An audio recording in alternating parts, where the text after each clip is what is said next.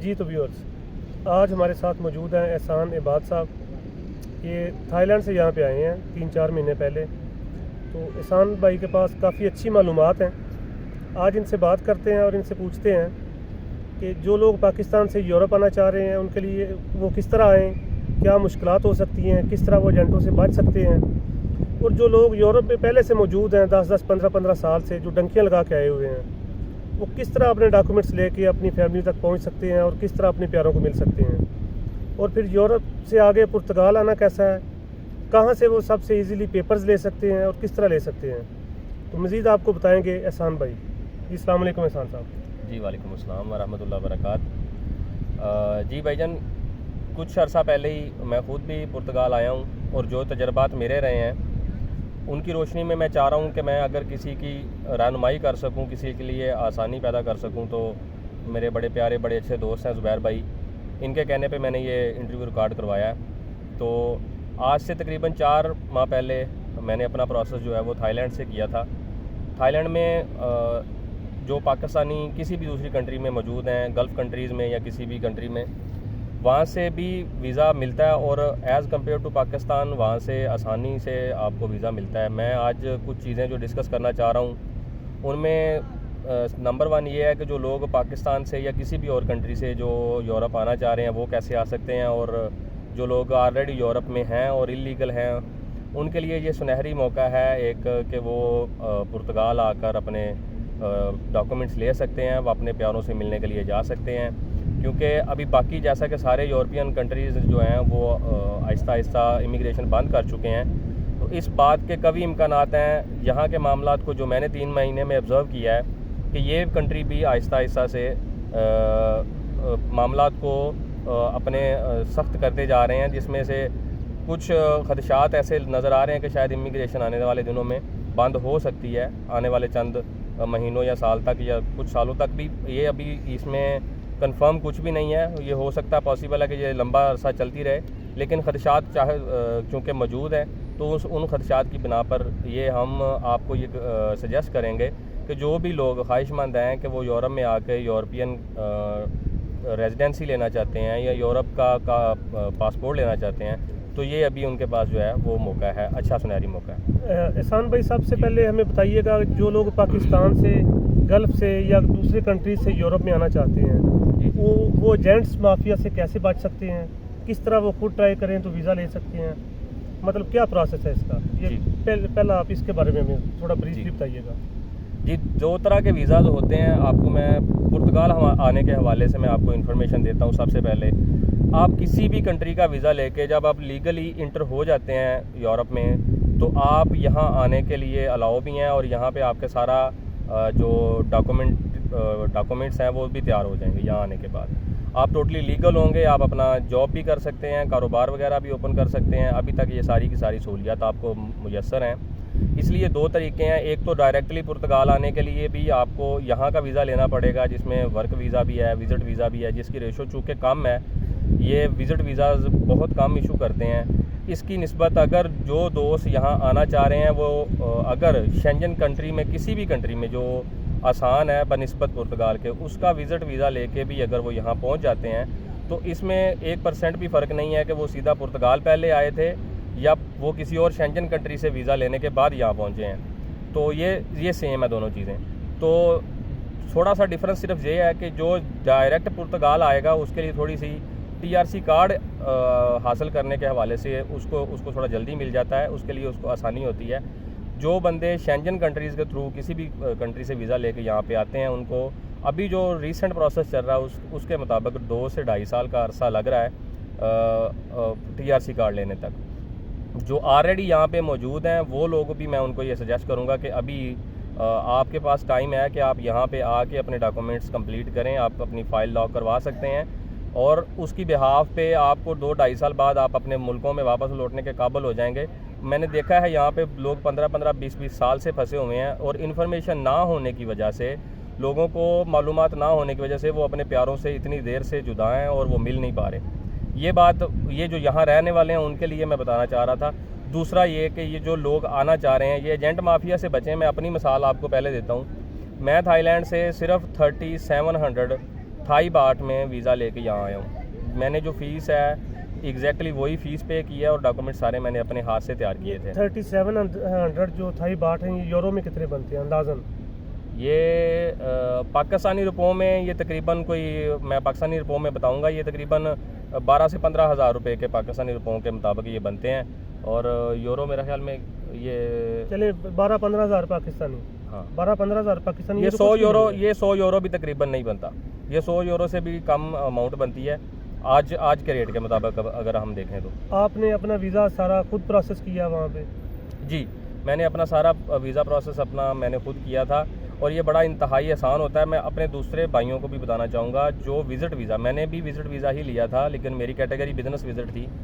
चूँकि मेरी company registered थी थाईलैंड में तो उसकी बेस पे मैं आगे भी कंपनी के बिज़नेस प्लान के मुताबिक ही विज़िट करने आया था, तो उसको बिज़नेस विज़िट कहते हैं। आप कोई भी विज़िट ले लें, ये जो टूरिज़म वाला विज़िट वीज़ा है ये ले लें, ये भी वही कैटेगरी है। आप उस पर आके भी आप जब यहाँ पे पुर्तगाल में आएंगे तो आपको एक लीगल एंट्री लेनी पड़ेगी जिसको सेल्फ एंट्री बोलते हैं। वो आप ले लें तो आपके सारे मामला जो है वो उसी तरह ही होंगे जिस तरह जो बंदा डायरेक्टली पुर्तगाल आता है उसके होते हैं। जी ठीक है।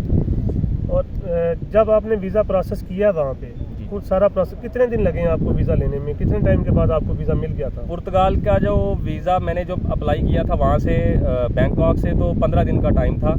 आप भी जिस भी एम्बेसी से अप्लाई करना चाहेंगे, मैं तो आप सब लोगों को यही सजेस्ट करूँगा कि बड़ी नॉमिनल सी इनकी वीज़ा फ़ीस होती है जो आप खुद पे कर सकते हैं और एक बड़ा सिंपल सा इनका एक पेपर वर्क होता है जिसको सिर्फ हम लोग, जो मैं कहूँगा अनपढ़ लोग, तो जिनको नहीं पता, जो पढ़ लिख नहीं सकते, उनको तो इसमें हेजिटेशन होती ही होती है।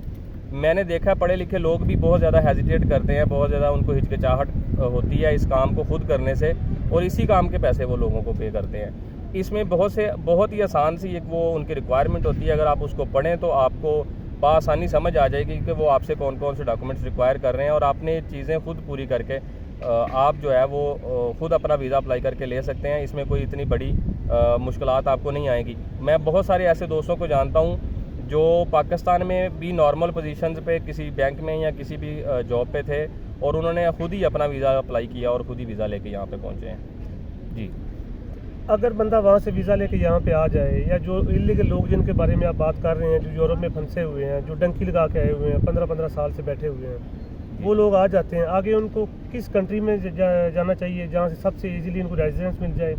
क्या मुश्किलात हो सकती हैं वहाँ पे, मतलब उनको क्या करना चाहिए आगे? देखें जी, जो मैं अभी बताऊंगा पूरे शेंजन कंट्रीज़ में जो मैंने यहाँ आने के बाद, क्योंकि मुझे अभी सिर्फ यहाँ पे 4 महीने हुए हैं, लेकिन ये पूरे 4 महीने मेरा सफ़र जो है वो हमेशा इसी जुस्तजू में गुजरा है कि मैं ज़्यादा से ज़्यादा नॉलेज हासिल कर सकूँ। यहाँ आने के बाद मुझे बहुत ज़्यादा चीज़ों का जो पता चला है, उनमें से मैं जो वैल्यूएबल इन्फॉर्मेशन है वो आपको देना चाह रहा हूँ। फ़र्स्ट ऑफ़ ऑल, अभी पुर्तगाल ऐसी कंट्री है पूरे यूरोप में जो आपको डॉक्यूमेंट्स दे रहे हैं और डॉक्यूमेंट्स आपको विद इन 2.5 ईयर आपको मिल जाते हैं, 2-2.5 साल के अंदर। और उस जो आपको TRC कार्ड मिलता है वो आप उसके बाद 5 से 7 साल के अरसे में आपको ये पासपोर्ट भी दे देते हैं। तो इतनी जल्दी पूरा यूरोप और कोई भी कंट्री आपको डॉक्यूमेंट्स नहीं दे रहे। यहाँ पे ये प्लस पॉइंट है पुर्तगाल आने का सबसे पहले। तो जो लोग पुर्तगाल आ जाते हैं, आने के बाद कुछ मुश्किलात का भी सामना उनको करना पड़ता है, जैसा कि मुझसे ज़ुबैर भाई ने भी ये सवाल किया है। तो जो पुर्तगाल आने के बाद कुछ प्रॉब्लम्स हैं, उनमें सबसे पहले ये है कि जो मेरे भाई शेंजन कंट्रीज़ में ऑलरेडी रह रहे हैं, वो जब यहाँ पे मूव करेंगे तो उनको जो सबसे पहले प्रॉब्लम आएगी वो वहाँ पे हाई पेड सर्विसेज दे रहे हैं। जॉब्स जो हैं उनकी हाईली पेड हैं, मतलब वो उनकी सैलरीज जो हैं वो 2000 अबव चल रही हैं। 1500 से तो हर जगह पे कम अज़ कम जो लेबर क्लास है वो भी ज़्यादा ले रही है। यहाँ पे जो लेबर की सैलरी है वो 705 है, फिक्स 705 यूरो। मैं आपको यूरो में बता रहा हूँ। तो ये सैलरी का यहाँ पे क्योंकि पैकेज कम है, कमाई कम है, तो लोग फिर इसलिए हेजिटेट करते हैं, आते नहीं हैं यहाँ पे। लेकिन उनको उसका इस अगर आप डॉक्यूमेंट्स के ऊपर पैसों को तरजीह देंगे तो फिर आप लंबे अरसे तक फंसे रहेंगे और अपने प्यारों से मिल नहीं पाएंगे।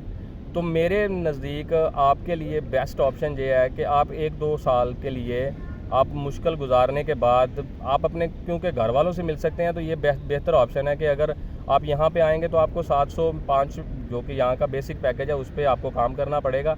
तो आपको इसमें इनकम तो बहुत कम होगी, लेकिन क्योंकि उसके इवज़ आपको 2 से 2.5 साल में आपको क्योंकि TRC कार्ड जो यहाँ का वो मिल जाएगा, तो आप वापस पाकिस्तान जा सकते हैं और फिर आप पूरे शेंजन कंट्रीज़ में कहीं भी विज़िट कर सकते हैं। विज़िट के लिए आपको फिर किसी भी कंट्री में कोई आपको किसी किस्म की रिस्ट्रिक्शन का सामना नहीं करना पड़ेगा।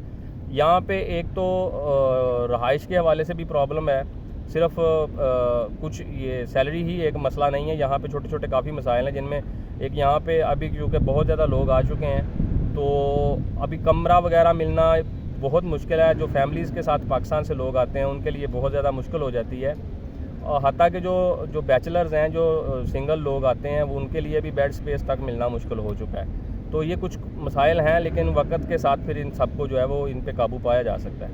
जी, जो लोग यहाँ पे पहुँच गए, छोटे मोटे मसाइल तो डेफिनेटली हर जगह पे आते हैं, तो 2-2.5 साल में आप कहते हैं कार्ड भी उनको मिल जाता है जी इंशाल्लाह। तो उसके बाद वो आगे वीज़ा लगवा के कहीं जा सकते हैं, चाहे तो शेंजन में आप काम कर सकते हैं या अदर कंट्रीज़ में, अमेरिका, USA, कनाडा, मतलब क्या फैसिलिटीज़ उनको मिल जाती हैं यहाँ पे? जी देखें, TRC कार्ड पे आप किसी अदर शेंजन कंट्री में काम करने के लिए एलिजिबल तो नहीं है।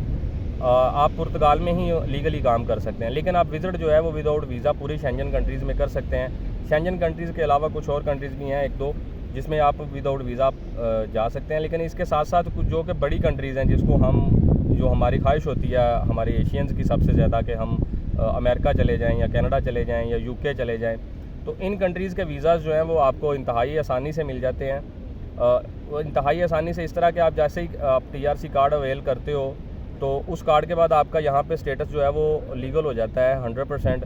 तो आपको कुछ अमाउंट आपके बैंक में पड़ी होनी चाहिए आपका, क्योंकि यहाँ पे 2-2.5 साल का एक पूरा रिकॉर्ड मौजूद होगा, आप यहाँ पे रहे हैं, आपने जॉब की होगी, तो कुछ आपको इस तरह का एविडेंस यहाँ से जो आपने इनकम जनरेट की उसका आपको बैंक स्टेटमेंट वगैरह साथ, और आपका यहाँ पे रहने की हिस्ट्री, आपका क्रिमिनल रिकॉर्ड वगैरह अगर क्लियर है सब कुछ, तो ये पेपर से सिंपल सा ये डॉक्यूमेंट्स हैं, ये लगा के आप वीज़ा अप्लाई कर सकते हैं। और बड़े लोगों को यहाँ से UK, अमेरिका, कनाडा के बड़े आराम से वीज़े मिलते हैं, तो ये कोई इतना मुश्किल नहीं है। यहाँ से वीज़े लेके फिर लोग जिनकी ख्वाहिश होती है और कंट्रीज़ में सेटल होने की, वो यहाँ से वीज़ा लेके और कंट्रीज़ में जाके सेटल भी हो जाते हैं। अगर एक दफ़ा TRC कार्ड बंदे को मिल जाता है तो उसके बाद पासपोर्ट कितनी देर बाद बंदा अवेल कर सकता है?